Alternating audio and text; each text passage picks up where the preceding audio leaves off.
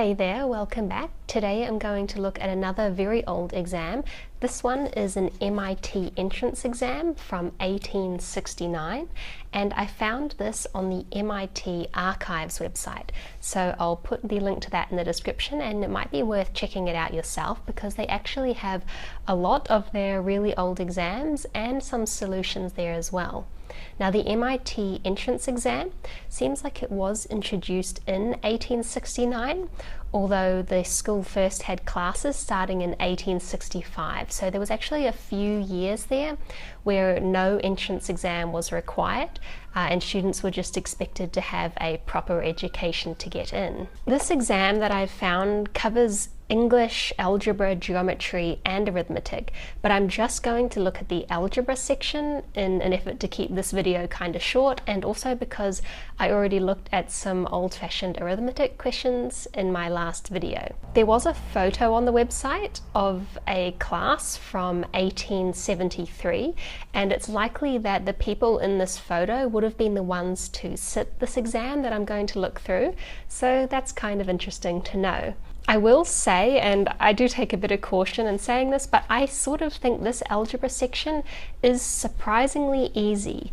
I think it's less to do with, being a really competitive exam and more to do with just showing that you do have some sort of basic education in something like algebra and you're ready to go off to MIT. I think it's useful to keep in mind that back in the 19th century, it was not that common for people to be getting past, say, 8th grade or something like that, or to be getting full proper educations. So for schools like MIT, they had a very limited pool of students that they needed to attract to their college for them to be successful. So I think this idea that getting into one of these top schools being highly competitive for many qualified students is a bit new to sort of our generation, and looking back at the 19th century, that probably wasn't the case. So let's just have a look at it. So this is the algebra section here, and I'll go through the questions, but just at a glance at them here, you probably might recognize how to do most of them already if you do have a math education or a math background. We're just doing things like simplifying an expression, multiplying something out, reducing something to its simplest form, simplifying, solving algebra, and these are all kind of basic equations. I think these are the sorts of things you would probably see today in something like 8th grade or, definitely within high school math education. It's also interesting to note that the language too still holds true today. So this exam has aged pretty well. I think it's because they don't go too much into context and try to explain anything too deeply, but words like multiply, reduce to its lowest terms, simplify, that can't really age. These are just the basics of math, and these are still how we would write math questions today. So I understand what I'm being asked for in all of these questions.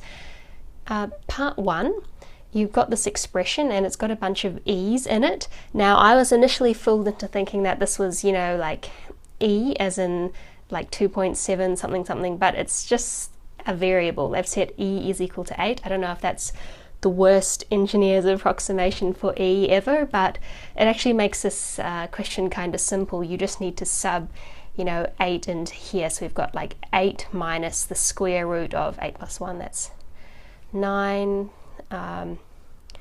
8 minus the cube root of 8, which is going to be 2. And then the square root of 4, that's going to be, let's just work some of these out, and I'll do them over here. 8 minus 3 plus 2 plus 8 minus 2, well actually that's just going to be 6,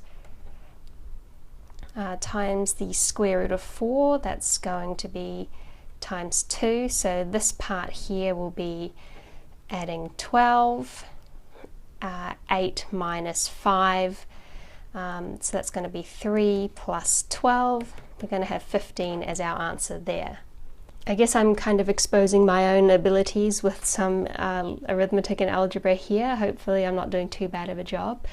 Question 2, simplify the following expression, remove the brackets and collect like terms. So let's do it sort of layer by layer. Our first layer will be these curly brackets in here.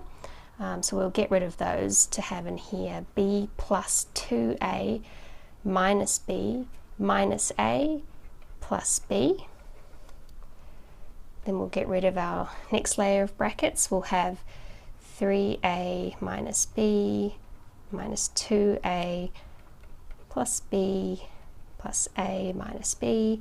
Let's simplify this. Okay, we've got a plus a, so we'll put that there. So I think what we'll end up with here in the end will be 2a minus b.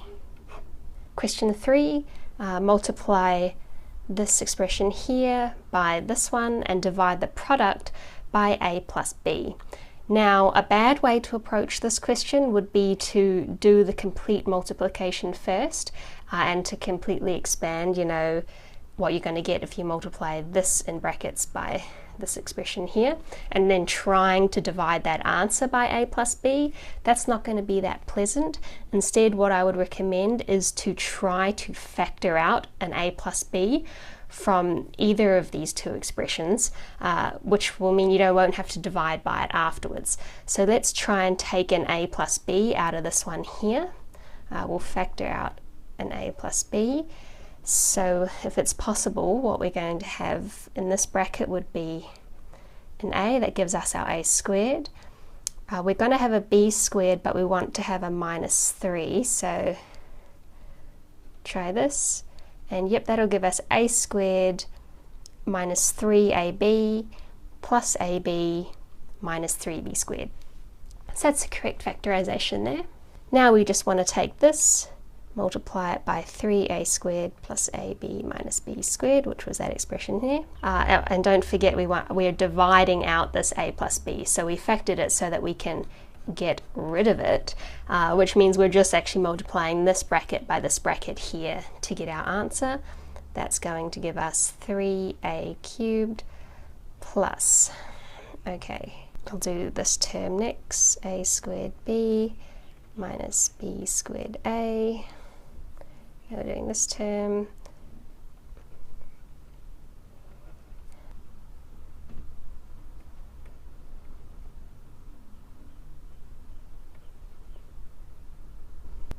That will give us 3a cubed.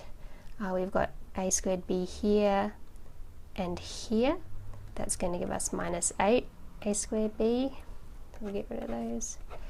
Our b squared a's, we're going to have minus 1 and minus 3. And lastly, our 3b cubed. So that's our answer to 3 right there. Question 4, reduce the following fraction to its lowest terms. I just want us to simplify this. Okay, so let's try and extract whatever we can out of here. If we just block off this. I've got an x in both terms on the top line, that's x to the 6 plus a squared x to the cubed y. So what I could do is take an x cubed out, and then we'd have another x cubed plus a squared y. That would be our new top line, and that's, I think, as condensed as we can make the top line, the numerator. So what would be great is if we could take this x cubed plus a squared y also out of the bottom line, out of the denominator. So let's try and do that. So I'm trying to take that out of the second line, and what would I be left with? And actually I'd have an x cubed minus, this is going to be the difference of two squares because we only want to get two terms, another a squared y. Alright, so that should give us our denominator, meaning that we can cancel out these two, and our final most simplified answer would be x cubed over x cubed minus a squared y. Alright, let's move on to question 5. We want to simplify this expression here. So we have this in brackets divided by this set of brackets here, and these two sets of brackets are the same, except that this one is plus in the middle and this one is minus. To be able to add fractions or to subtract fractions, we want them to have common denominators. So I'm going to essentially take this side, times it by a plus b, take this side and times it by a minus b, and that will convert them to having the same denominators so that we can actually add them. It'll look like this. A plus b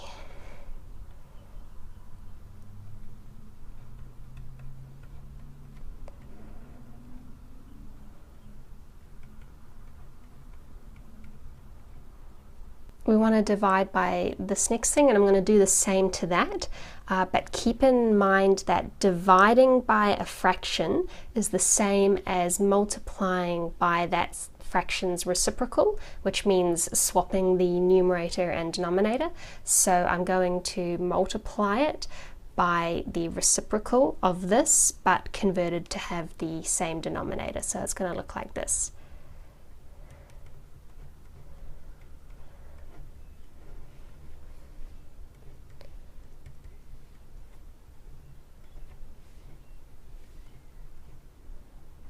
We can do some cancelling now. We can cancel this whole line with this one here. Our answer will just be this on top of this, but they probably want us to expand that out, so we'll do that kind of quickly.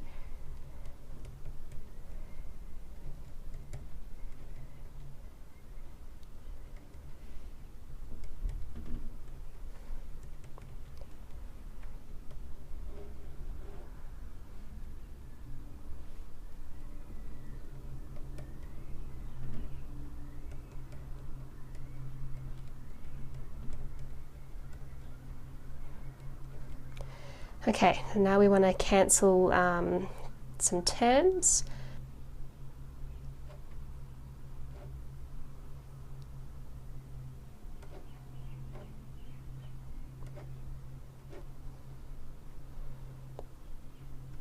And we can write our final answer as being 2a squared plus 2b squared over 4ab, and in fact you could take a 2 out of all of these, so we'd get rid of the 2, get rid of the 2, this one here would become a 2 instead of a 4. There's your answer. So question 6, we want to solve for this expression here, and what I want to do is get rid of these things on the bottom. That's going to make it a lot easier. So let's just do it one by one. First of all, we're going to get rid of the 2 on the bottom, so I'm going to times each term by 2, which would get rid of that.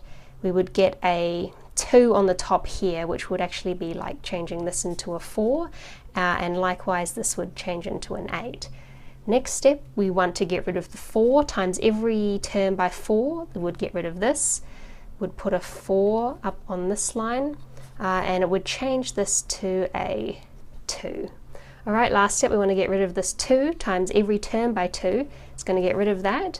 That 4 is going to change to an 8, hope this isn't too messy. We're going to get a times 2 for everything there. Now on paper, let's just write that out, expand it. So 8 times 3x minus 4, 24x, minus 4 times 8, 32, minus 2 times 6, 12x, it's a double negative here, we're going to add 10, is equal to 3x minus 1. Okay, collect like terms, 24x minus 12x, is going to be 12x minus 22 equal to 3x minus 1.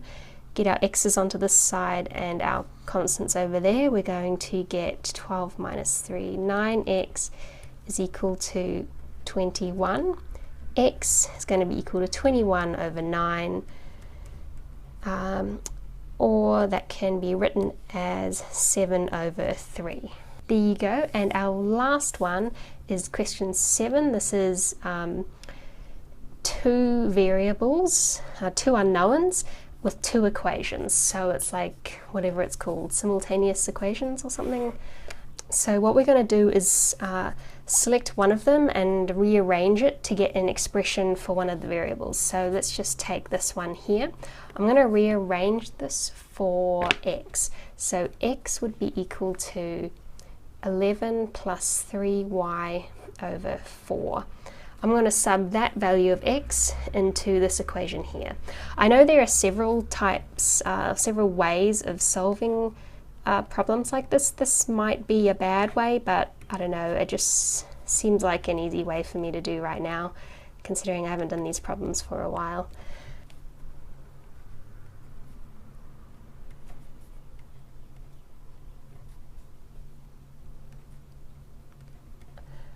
I'm taking that 4 and multiplying every term by it, because I think that's easier than dividing those numbers by 4. Okay, subtract this. That's going to be 19, and that would be y equals 19. Cool. Now we just need to sub that back in for x and find out what x would be. It would be 11 plus 3 times 19.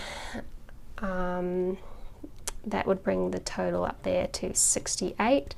Divide it by 4. X would be equal to 17.